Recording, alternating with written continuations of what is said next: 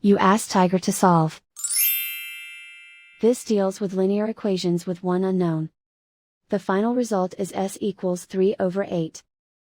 Let's solve it step by step. Group all constants on the right side of the equation. Add 6 to both sides. Simplify the arithmetic.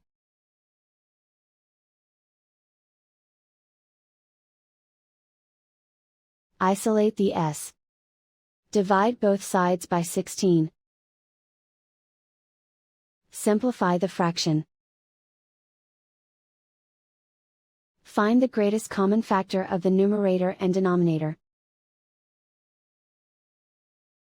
Factor out and cancel the greatest common factor.